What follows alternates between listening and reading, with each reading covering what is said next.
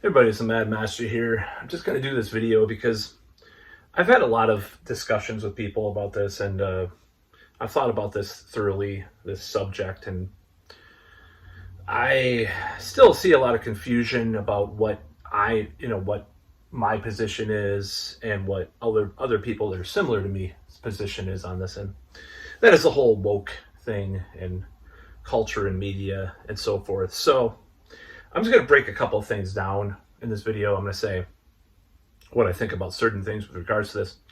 Now, the first thing is that when I say something is woke, or say something is, annoyingly woke, it does not mean that I hate everything that's socially progressive or has a certain viewpoint of, leftism or something like that. So, for example, I really enjoyed the movie Black Klansman a few years ago, and it was probably one of the best Spike Lee movies I'd seen in a long time, if ever.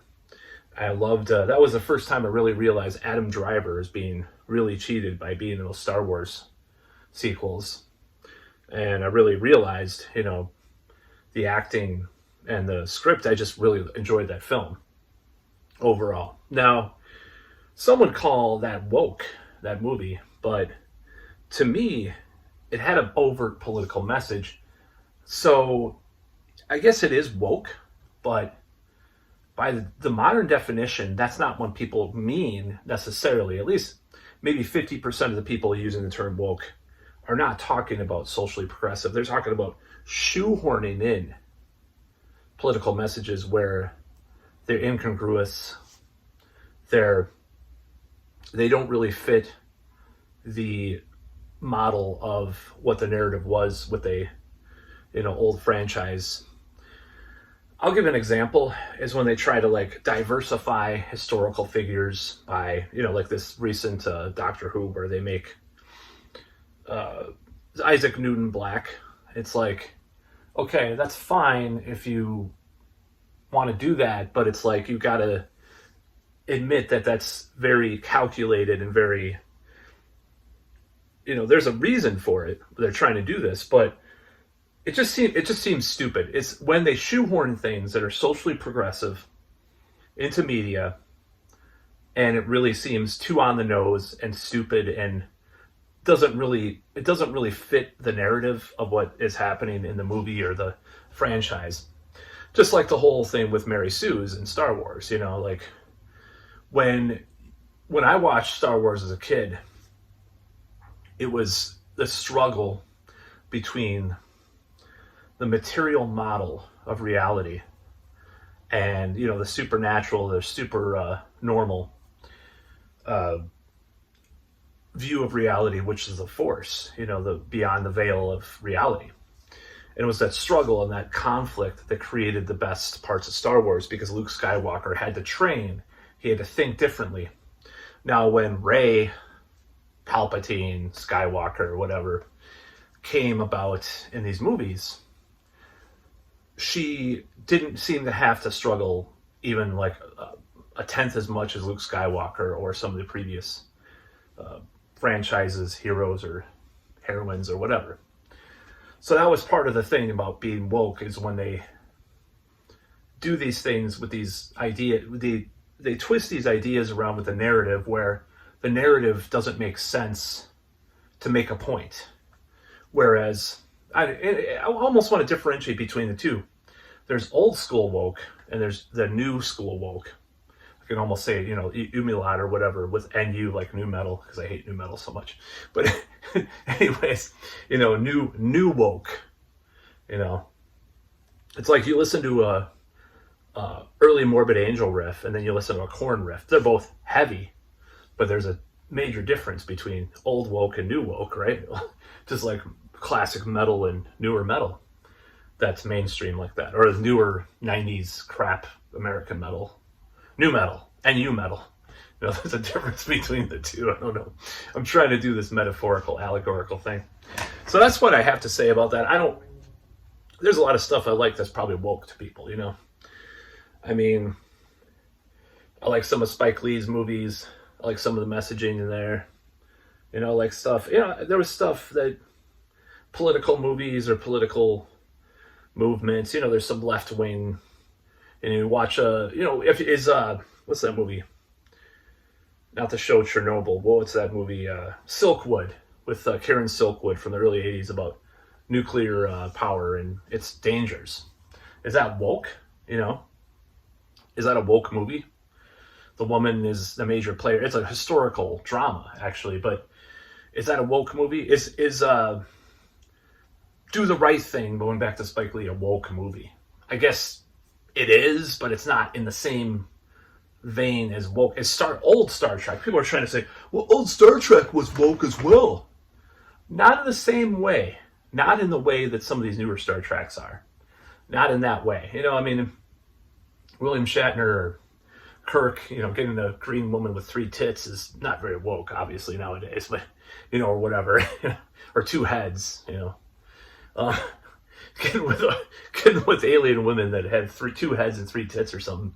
That's not very woke, but, the interracial kiss, one of the first on national TV in a show like that, that's woke, right? Well, I think there's a substantial difference between woke and progressive. And if you really want to go there, just say old woke versus new woke. There's new Coke versus old Coke or whatever, like from the 80s.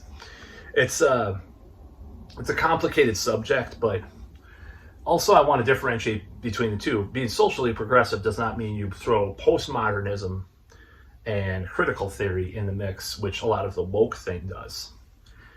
With Star Trek, that's what I've heard that they put some of these ideas into the Picard show, like, oh, this doesn't know, there's like this,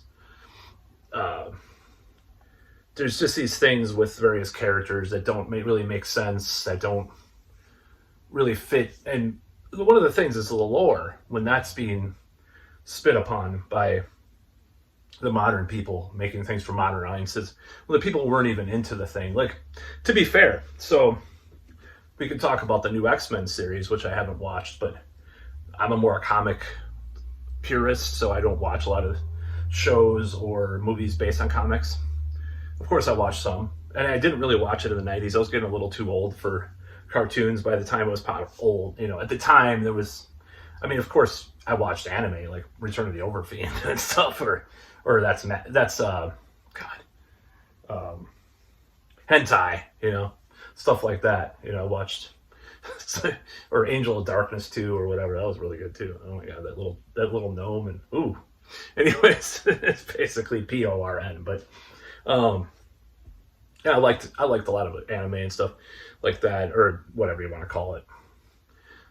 And animation, it doesn't mean that, just because I wasn't a kid that I didn't like animation, but the fact of the matter is it was kind of beyond my time slot in the afternoon after school, and I would listen to metal or watch the 700 Club or whatever because I was a weirdo as a kid.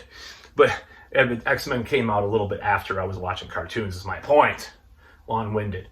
Anyways, so this whole, the guy that made it, who turns out, he's a diverse person, got fired or something from the showrunner got fired.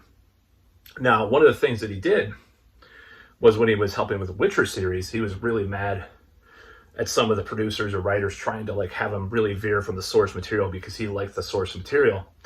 And it sounds like, even though he's probably a more woke person in real life, he didn't want to do that with The Witcher and just ruin it with these weird themes. And so that's another thing about the modern woke thing. They take franchises and they postmodernize it, or critical theorize it, and they basically ruin the original narrative that was trying to be, they were trying to come across with, and they cynically make it really sloppily made, narrative-wise and otherwise. So it's not that the progressiveness isn't the actual thing that is turning people off necessarily. It's more so the way that they're using that as like a defense mechanism against people attacking their shittily made product. Terminator sequels, Ghostbusters 2016, new Star Wars, Masters of the Universe. I can go on, but I mean, one of the major things, I'm going to do some spoilers here, is that they kill the male hero character in a lot of these series, a lot of these franchises. And they don't necessarily do that in like an old school, like progressive TV show or movie. Battlestar Galactica. Oh, it was woke. It was woke. Yeah, maybe partly Starbuck, the character of Starbuck being gender swapped. You know, there was a criticism of Critical Drinker for liking Battlestar Galactica. Was it 2004? The version that came out with Ronald D. Moore and stuff did.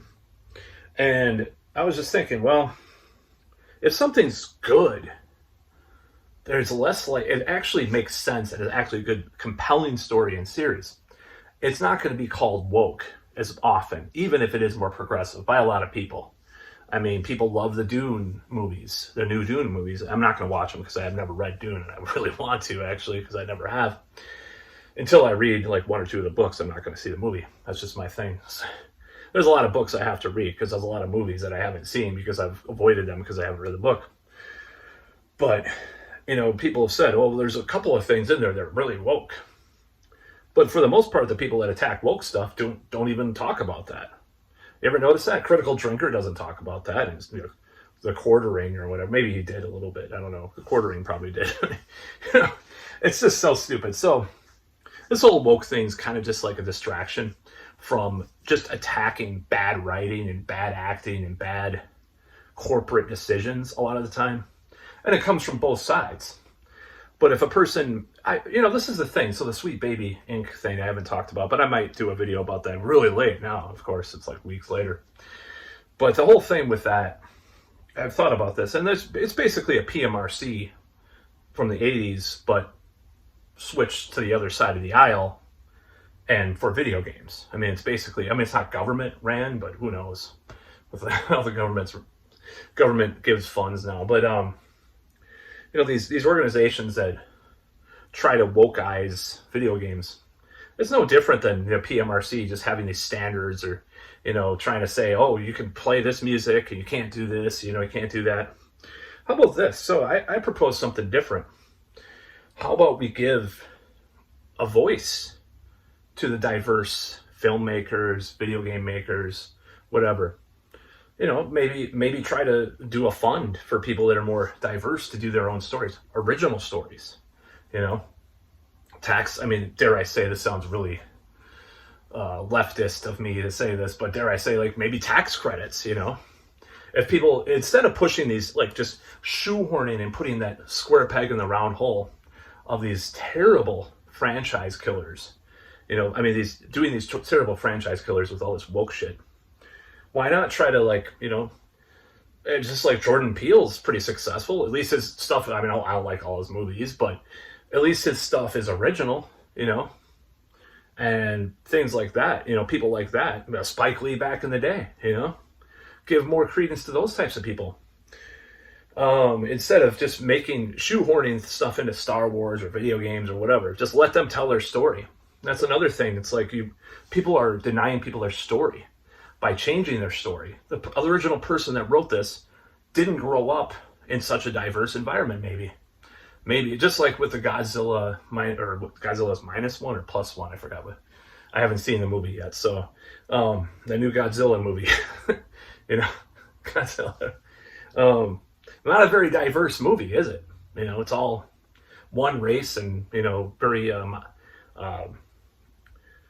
that the new Godzilla movie is pretty much just